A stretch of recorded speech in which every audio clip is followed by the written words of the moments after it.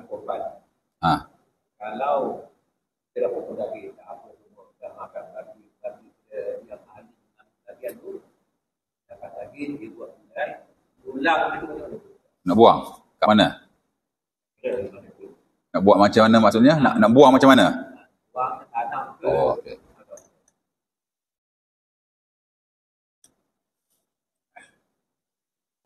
Okey, baik. Haji tanya, sisa-sisa korban lah. Ya, tulang-tulang dia sama ada yang kita belum masak ataupun yang kita dah masak lah. Ya tak? Apa kita nak buat? Sebenarnya dia tidak ada nas in spesifik dalam bab ni. Kita nak cari satu hadis Nabi yang Nabi sebutlah apa yang kita nak buat kepada lebihan-lebihan atau sisa-sisa korban. Sama ada hak kita boleh makan, macam kita masak kan. Lepas tu tulang temulang dia dah seumpama. Ataupun memang benda tu tak dimasak awal-awal lah. Tanduk dia, ya, bulu-bulu dia kalau ada bulu lah. Kulit dia bahkan. Tapi hari ni kulit boleh makan kan. Kita orang Kelantan tak makan kulit. Saya jadi orang Selangor baru saya suka kulit. Sebulan dua memang saya pergi dekat Sungai Buloh tu ada satu restoran Minang. Itu dia punya kulit best dia buat gulai. Ya.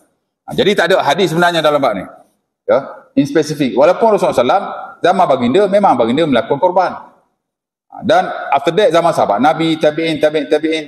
Hatta kita tak dapatilah dalam buku fiqh yang besar-besar yang muktabak apa sebenarnya yang perlu kita lakukan kat atas sisi-sisi seumpama ini. Tak tahulah. Tapi kalau kita semak fatwa yang ada kat internet lah, adalah yang saya pernah baca sebelum ni. Sebenarnya dia ada dua option. Pertama ialah kita tanam. Dan katanya itu yang terbaik. Kerana apa? Kerana sisi-sisi ini ialah atharul ibadah. Kesan-kesan ibadah. Sebagaimana bila kita berwuduk, digalakkan supaya kita tidaklah air wuduk. Memang majoriti ulama kata sunnah tidaklah. Kerana apa? Kerana air-air itu lebihan ibadat. Atharul ibadah. Baqayal ibadah. Same goes tu benda ni lah. Dia lebihan-lebihan ibadah. Yang mana kita kena respect atau kita kena menghormatinya. Kena ihtiram. Tapi tidaklah kita nak kata sunnahnya begitu 100% pasal tidak ada hadis. Tapi tanam tu lebih baik. Tanam tu lebih baik. Opsi yang kedua ialah kita boleh saja buang. Kerana apa? Kerana memang sebagai ulama kata, yang ibadat tu bukan daging tu. Daging is daging. Yang ibadat perbuatan kita. Dan Allah Ta'ala pun sebut dalam Quran, la yanalullaha luhumuha wala dima'uha walakin yanalahu taqwa minkum. Daging tu bukan ibadah. Ibadah ni perbuatan kita. Jadi kalau kita buang lantung sampah dan seumpamanya, maka dia kata tidak ada masalah sama sekali. Kerana asas-asas sesuatu itu harus dalam bab ni, melainkan jika ada dalil yang melarang. Makan minum ni dalam konteks makan minum juga, dia harus. Ya. Jadi tengoklah keadaannya macam mana. Kalau boleh tanam, tanamlah. Tapi kalau tak boleh tanam, buang saja lantung sampah, saya ingat tak ada masalah sama sekali. Rezeki dia, tak apa.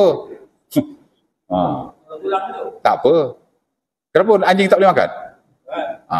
Bagi orang yang lihat, ini kesan ibadah. Anjing makan ni macam tak elok lah. Tapi nak kata benda tu macam haram, bahkan nak kata makruh pun tidak boleh. Ya. Bagi saya, anjing kalau dia makan, itu rezeki dia. Dan dia tak menjejaskan ibadah kita langsung. Sebenarnya. Ya. Tapi macam saya kata tadi lah, kalau boleh tanam, tanam lah. Tapi kita kat sini nak tanam kat mana? Kat bandar mana nak tanam?